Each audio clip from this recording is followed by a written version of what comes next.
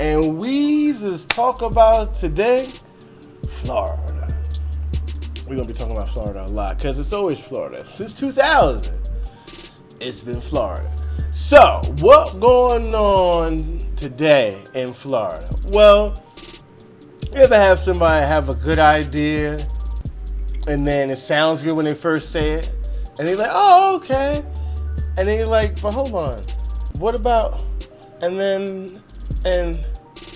oh yeah, that's not a good idea. What does that have to do with Florida? Well, let's see here. Oh, Florida state lawmakers seek to exclude felons from minimum wage hike. They're so mean. So Florida State Senator Jeff Brandes has proposed an amendment to the state constitution that would exclude felons and others from receiving minimum wage hike Florida approved last year.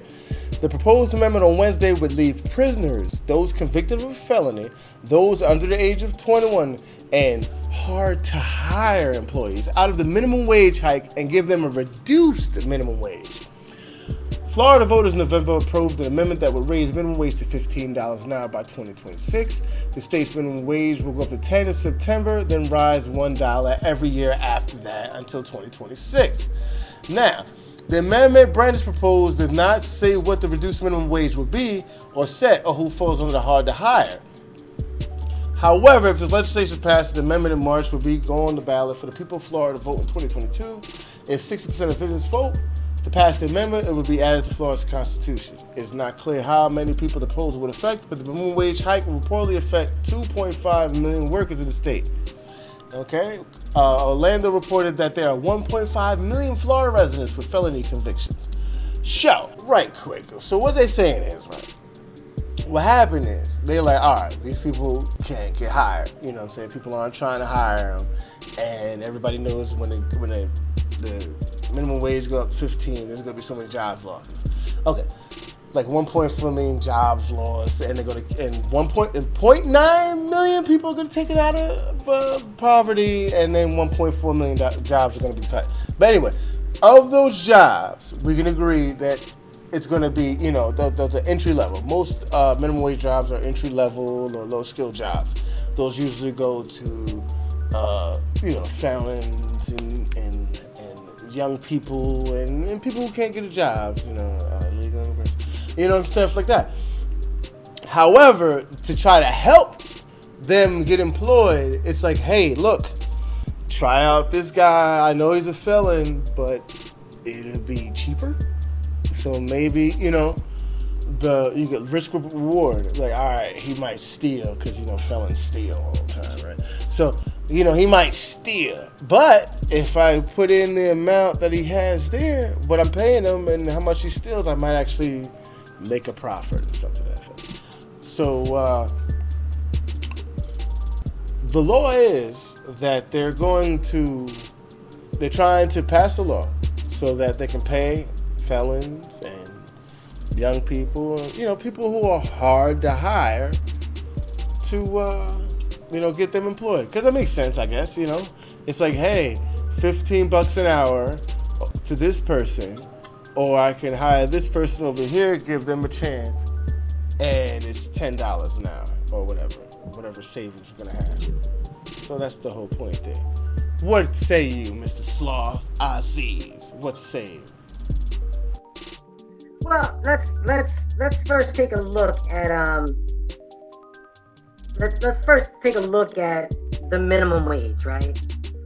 I know we're talking about Florida. I know we're talking about this proposal would negatively impact felons, convicted felons. So the first, we'll go to Cornell University. The purpose of the minimum wage. The purpose of the minimum wage was to stabilize the post-depression economy and protect the workers in the labor force. The minimum wage was designed to create a minimum standard of living to protect the health and well-being of employees. So that's a pretty solid definition of minimum wage that we can agree on. I mean, I know there's more to it. Now let's look at the actual bill. It's SJR 854. Just research, y'all. It's gonna be in the description. And it says minimum wage rate. It says proposing an amendment to the state constitution to authorize the legislature to provide a reduced minimum wage rate for prisoners in the state correctional system, for employees convicted of a felony, for employees 21 years of age, not necessarily felons, just employees that are under 21, and for other hard to hire employees. What the hell is that? Right. So let's be clear. While the clickbait, right? The clickbait is felons aren't going to be able to get minimum wage. Yeah, that's out of 5 different types of people. Right. That's what's going to make you click on it, right?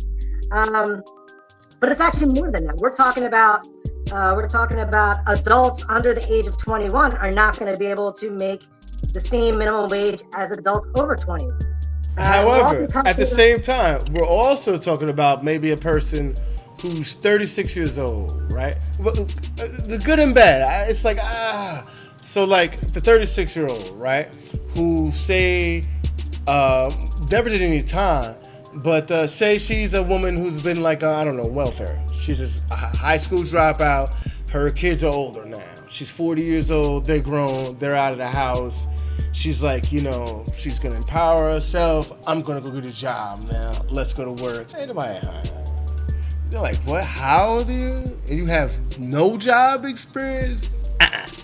But then you're like, all right, I can pay you less. So even if you can learn on the cheap. So there's that. At the same time, it can't be abused. Everything can be abused. In this case, I believe it's fire. Fire, you can cook, you can warm up, and you can do arson, If you were an employer and you knew somebody really needed a job, but because they were 20 instead of 22, would you want to pay them less? I mean, look. Yeah, I mean, you want to pay less for as much as you possibly can, and they'll get it. They'll move on. Wait, say that one more time. Yeah, you probably want to save as much money as possible. If I could pay someone less, I would pay them less, So, all right, well, let me ask you. All right, so the 22-year-old, say, is making $15 an hour, right?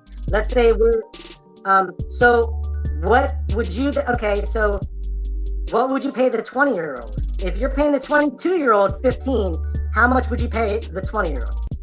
I've heard like 10, 11. So you would pay them $4 or $5 less? Yes. Well, I mean, they would say yes. So you're talking about a 40-hour week. So you're looking at 40 times 4. You're looking at $160 less a week. And that means that you're looking at $340? Wait, I'm sorry. Let me do my math real quick. 160 times 2 is 320. 320 times 2 is 640. That's $640 less a month.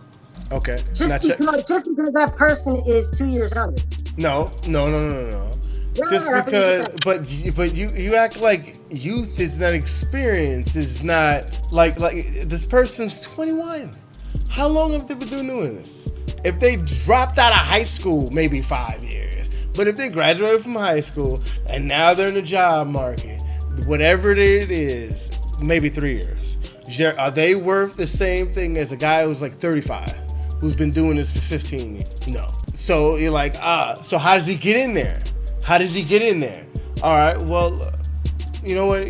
I'll give you a chance. And it doesn't even hurt me. It actually helps me to be a good guy here. I'll give you a chance so you can get in there and get your work going. However, at the same time, like I said, it's like fire for a simple fact that's cooking right there. Yeah, okay. It's like, okay, I give this person a chance. This gentleman over here, the old gentleman, 35-year-old guy who's getting a second job, maybe his third job, eating up all the job. You know what I'm saying? And the young kid's 21 and he has no work experience. He can't, he's 20, he's 19. Remember, this is 18, 19-year-olds as well, under 21. We can't just jump straight to the top, the 21. There's 20s, there's 19s, there's the 18s. When I was 18, I didn't know what the heck I was doing. So, but help me out. I need to get experience. Remember, how do I get a job? I need experience. How do I get experience? So now you have someone who can help you. a person could turn around and try to just employ themselves with this under 21-year-olds and felons and undesirable. But then, is that really a bad thing? Well, let's we could put that aside for now. I mean, in my opinion, I don't think a 22-year-old should be paid $4 or $5 more than a 20-year-old. That's just my opinion. I mean, look, without the minimum wage even going up, we see the cost of living going up. Apartments are more than they've ever been before. The cost of food is more than it's ever been before. The cost of health insurance, education, people graduate college in massive amounts of debt, right? And that's without the minimum wage going up, right? So, okay, so now let's look at the felons, right? Let's look. Okay, so you go to jail, right? And they do their time, right? They're done doing their time. They have fulfilled the penalty. Their debt to the society, right? Okay. Now let's figure out how to get this person to be able to reintegrate into society. Okay. Well, so here's the thing. Like, they've done their time, so we have to figure out how to help people reintegrate society and be productive parts of our society. So you try to make it like, hey, look, how much did you say? $640. Hey, a shop owner, how would you like to save $640 a month and make the neighborhood safer? How can I do that? Hire this felon. Because remember, 60% of felons go back. So if we're able to employ them, then they won't go back. And usually they go back by committing crime. So that would bring crime down. Again, it sounds good, and then it sounds bad at the same time. Because it's like, yeah, that sounds like a good idea. They'll get hired. I don't know if that sounds like a good idea. It sounds like they, especially the felon taking another penalty again. It's like, But at the same time, is unemployment for felons high? Yes. Nothing's perfect. You can't just like start shooting at them and calling them racist. Like I said, it sounds like a good idea. It's like, you know what would be a good idea? We raised the minimum wage, but we made it cheaper to employ people who are hard to employ. So then this way, people will try to hire them because it'll be cheaper. You use the person's greed as good, right? Yeah. But what if they just hire all those people and they don't hire any people above 21 or people who don't have felony? I mean, but let's look at the challenges of having a felony on your record, right? Look at housing. It's much more difficult. So you can't even get some housing. Being a convicted felon, having it on your record, difficult to get housing. One, getting a job as a felon, much more difficult. Mm-hmm. It's referred to as a disability. In law, it's a disability. And that's literally what it is. Thanks, Joe Biden. So yeah, we're looking at much more harder to secure a stable job that pays a living wage. Also, you come out of the system and some people don't want anything to do with it. So your support system might not even be there. Right. I think sometimes we forget. So what do you think? Do you think it's maybe not a good idea, but okay, I'll ask you this. Does this seem like a backhanded move in the guise of a good idea? Or does it sound like someone tried to do something, but it's just probably not going to work out? Let's look at the facts. It would benefit the employer, but it would not benefit the employee, right? And that's capitalism, right? So it's in the interest of those with power. Okay, so wait. Gotta quantify. So tell me how it benefits the employer. Well, it benefits the employer because you don't have to pay the employee as much. So but that only benefits the employer if they hire one of these high people, right? Well, but here's the thing. Why would the employer not hire somebody? They've already did their time, right? So that's called the stigma. Problem. Yeah, it's a stigma. Yeah, but you can't. There's nothing we can do about that. I can't make you a good person. I can use greed to help.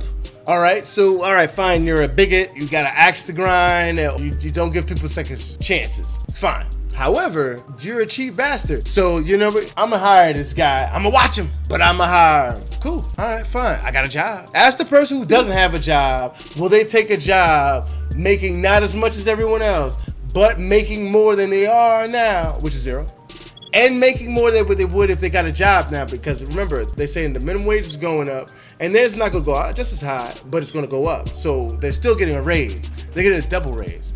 They're getting a raise from zero to something, and they're getting a raise from whatever the minimum wage would have been now to whatever it will be, which will be higher, but just not as high as everybody else. However, you get a check though. All I'm saying is that when a person re-enters society, they should have equal rights. They've served their time, and you know what? If they're gonna do equal work, they should get equal pay.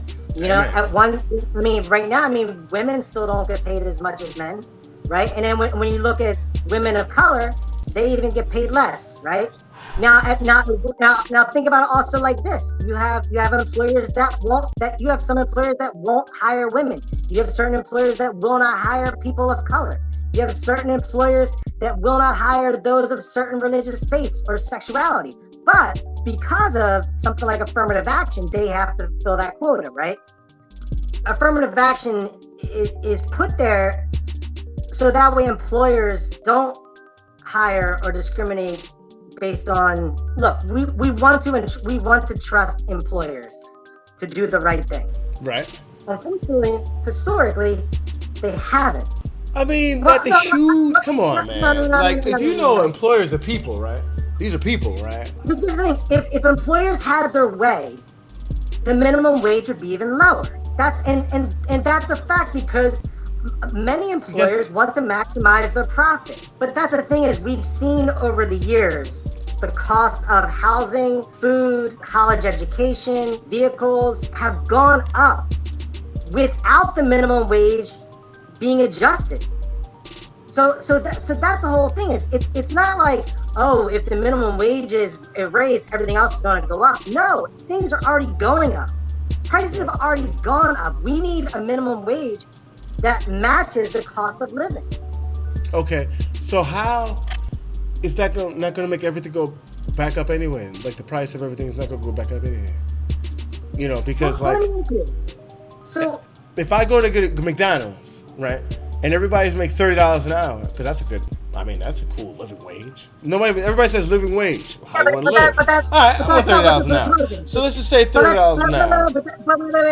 Wait. You threw $30 out there. I know that's going to pull people in, but that's not what they're proposing. They're proposing $15, not $30. Okay. You might as well. Have you been to South Carolina? $15 an hour might as well be $30 an hour in South Carolina. Before you go any further, they've already done studies that have shown that it would only increase a Whopper or a Big Mac by 17 cents. That's all. That's a Whopper or a Big Mac, but because that's a major corporation. But Bob down there making pizzas, he can't afford that. You know, Jane over there with her little construction company, she can't afford that. Right. You know. Right, but here's the thing: if you look into it, they're talking about having small businesses getting tax credits. So, because that's the thing is, we don't want small businesses to be squeezed out. Where's this money coming from? Then they talk about tax credit, like the tax credit fairy. Right, that's more money. So I think that's a great question. Where is the money coming from? I think that's an important question. Should be analyzed, broken down, right? So that's definitely a question that we do not ask every time the military asks to expand their budget. We talk about felons getting jobs in Florida. You see how they try to take it on? Let's keep focused. Florida jobs. If you don't understand the connection, that's where you get lost in the sauce, right? Connect it. So money is money. So like that's the whole thing is like when we disagree with something, we say, well, where's the money coming from? But when we agree with it, we don't question where the money's coming from, right? And that's part of the problem. So this law, you like it? Thumbs up or thumbs down? What's on what? On whether the minimum. Is this law a good law? All right, I'm gonna give you a two-part question. On the first one, on the First Amendment, do you think this law comes with racial aggression? They're trying to hurt, young people and felons, or it's just a bad idea? It sounds good, like it comes from the heart. Do you think it comes from a good place or a place of trying to hurt? We just go compartmentalize it. This bill. Do you think it comes from a good place, like they're trying to help, or they know this is going to destroy, and then it's just something to make it happen? This bill does not help anyone. In fact, it No. Do you think it's written to hurt, Or do you think it's just a bad idea? You know, it's like, why don't we give the people potatoes to stay warm? Well, but that's not gonna help. But you're phrasing the question in my opinion. It's a two-part. No, it's not. That's not the end all be all. I'm not gonna wrap it up in one question.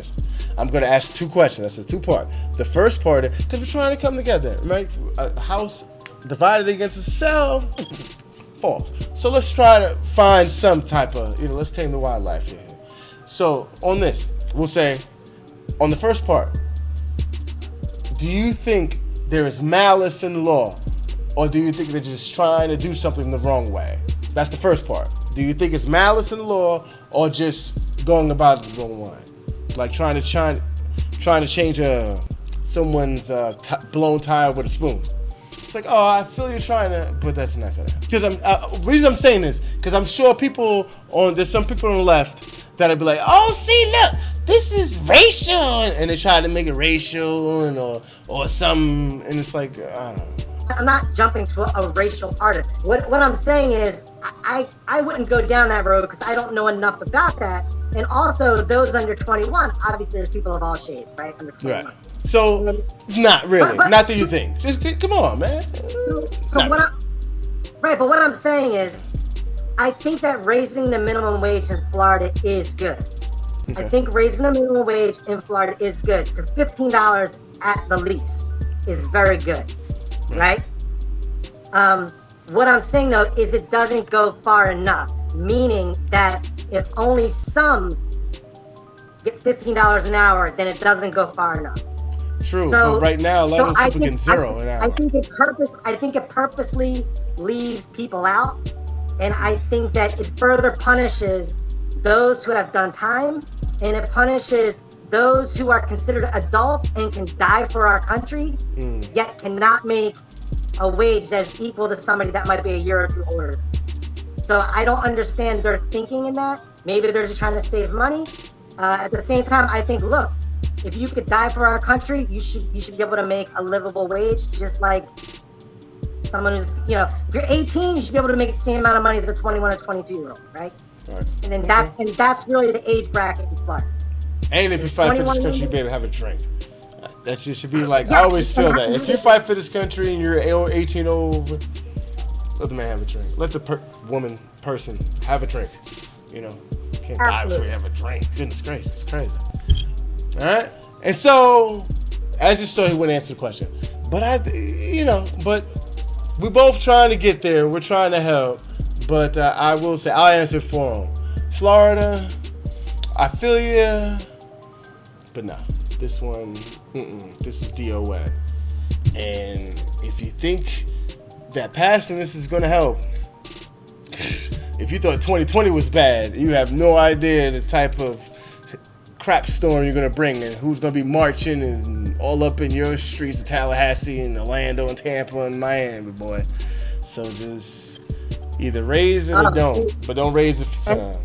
And I believe this dude is from St. Petersburg, I believe. So don't leave St. Pete's out of there. We'll be down there in Clearwater and St. Pete's and Clearwater, Tampa. Real quick though, if this law passes, maybe we go down there and exactly. Hey, that's cool. That'll work. But I'm booked the room because last time we did that tree house. It was nice views, but it was sloth friendly. I didn't want to say anything because I didn't want to come off biggity. I had my Trump hat on, but no. I just wanted to hang out, man. I almost died. I fell out of that damn tree. Peace, y'all.